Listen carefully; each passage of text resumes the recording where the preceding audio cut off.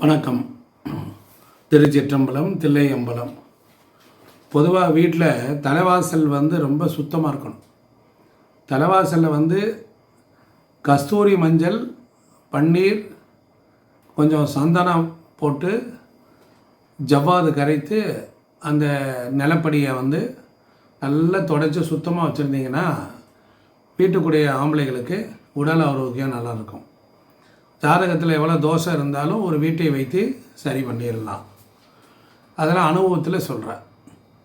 வீட்டினுடைய தலைவாசலுக்கு நீங்கள் எப்படி நல்ல அலங்காரம் பண்ணி செஞ்சிங்கன்னா நல்லாயிருக்கும். பொதுவாக இந்த பிளாஸ்டிக் ஸ்டிக்கர் கோலங்கள் இதெல்லாமே ஒட்டக்கூடாது. அது எல்லாமே பலன் தராது. பார்க்குறதுக்கு வேணால் கண்ணுக்கு வேணால் அழகாக இருக்கும், ஆனால் உயிரோட்டம் இருக்காது. நம்முடைய வாழ்க்கை உயிர்ப்பு தன்மையோடு இருக்கணும், நிஜமான வாழ்க்கையாக இருக்கணும்.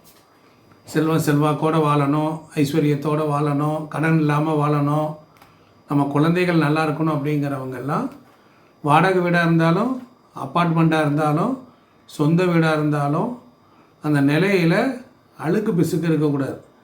அந்த நிலையை போய் மோந்து பாருங்கள். சில வீடுகளெல்லாம் மழை வாடை அடிக்கும். அப்படிலாம் இருக்கக்கூடாது. அந்த வீட்டு நிலையை ரொம்ப நீட்டாக வச்சுக்கணும். அந்த கதவு காலுக்கெல்லாம் எண்ணெயெல்லாம் விட்டு சத்தம் இல்லாமல் கதவு நல்லா திறக்கணும். கதவு நன்றாக திறந்து மூடினால், சில கதவை திறந்தால் ஓன்னு சத்தம் கொடுக்கும், டர் டர் டர்னு என்னென்னமோ அலறும். அந்த மாதிரி இருந்தால் அந்த வீட்டில் குடும்பத்துக்குள்ளே நிம்மதி இல்லை, உடல் ஆரோக்கியம் இல்லை, பணப்பட்டுப்பாடு இருக்குது, வேலை சரியாக அமையலை. இதை யாருமே கவனிக்கிறதே இல்லை. நம்ம நேரம் உட்காந்து நம்ம டிவியை பார்க்குறோம், செல்ஃபோனை பார்த்துக்கிட்டே இருக்கோம். அதனால் வீடுகளில் பொறுத்தளவில் நல்ல ஐஸ்வர்யம் உருவாகணும். அப்போ தலைவாசலுக்கு உள்புறத்தில் நிலைக்கு வீட்டுக்குள்ளே நுழைஞ்ச உடனே பார்த்தா நிலை இருக்கும். அதில் பூஜிக்கப்பட்ட ஒரு ஸ்ரீ சக்கரத்தை வச்சிங்கன்னா அம்பாள் அனுக்கிரகம் 100% கிடைக்கும். ஸ்ரீ சக்கரம் ஒரு மனிதனை இயக்கி குடும்ப பொறுப்பு, ஐஸ்வர்யம், பணம், லக்ஷ்மி கடாட்சத்தை எல்லாம் கொடுக்க வைக்கும். அவ்வளோ சீக்கிரத்தில் ஒரு வீட்டுக்குள்ளே ஸ்ரீ சக்கரம் வராது.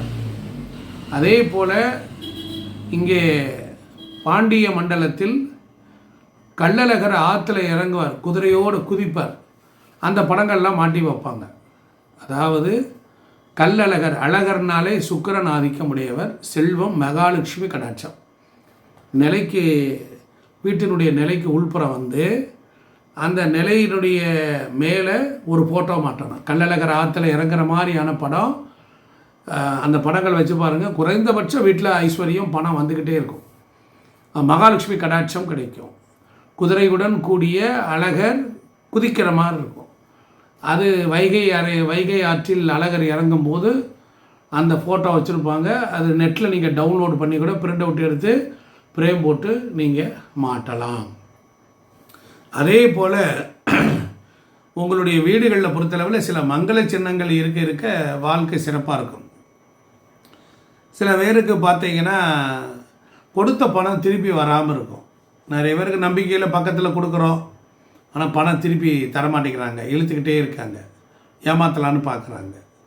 காலபைரவருக்கு நீங்கள் சனிக்கிழமை அன்று 6 தாமரை பூ மற்றும் 6 தீபம் வைத்து வழிபட்டு வர கொடுத்த கடன் திரும்பி தரும். பைரவர்னா விரைந்து செயல்படுபவர்.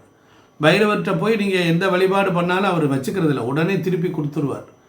அதுபோல் நெற்றில் நிறைய பேர் பெண்கள் வட்டமாக பொட்டு வைப்பாங்க.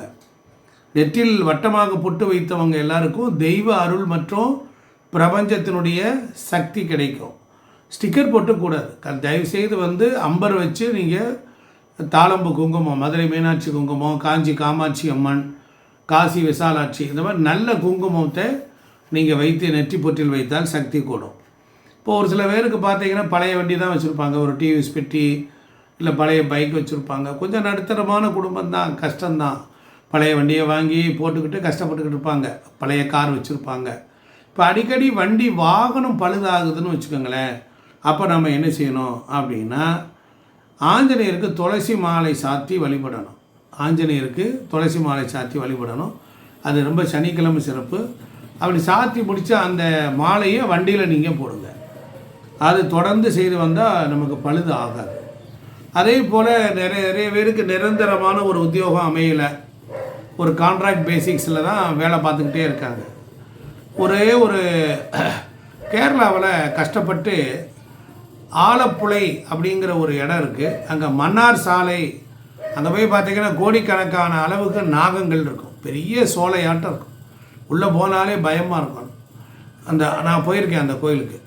நாகராஜாவுக்கு உங்களுக்கு வயது எத்தனையோ 30, 40, 60, 28 என்ன வயது இருக்கோ அந்த அளவுக்கு நீங்கள் தீபம் ஏற்றிட்டு வழிபட்டு வரணும். அதுவும் குறிப்பாக ஞாயிற்றுக்கிழமை அன்னைக்கு காலையில் ஒரு 9 மணிக்கு செஞ்சீங்கன்னா ரொம்ப சக்ஸஸ் ஆகும். நீங்கள் போயிட்டு வாங்க. அதே போல் உங்கள் வாழ்க்கையில் நிரந்தரமான ஒரு நிம்மதியை நீங்கள் பெறணும், கிடைக்கணும் அப்படின்னீங்கன்னா மரஞ்செடிகள் நடணும், நீர் ஊற்றி வளர்க்கணும், அதுதான் நிம்மதி தரும். வாழ்க்கையில் நீங்கள் தெய்வ அருள் கிடைக்கணும் அப்படின்னா எந்த கோயிலாக இருந்தாலும் அதில் காலை மணி 6:30க்குள் வழிபடுபவர்களுக்கு அந்த அருள் கிடைக்கும். காலையில் சுவாமி நடை சாத்தி காலையில் திறந்த உடனே அந்த நிர்மாலி விஸ்வரூப தரிசனத்தை சாதாரண பிள்ளையார் கோயிலில் கூட அந்த அனுக்கிரகம் கிடைக்கும்.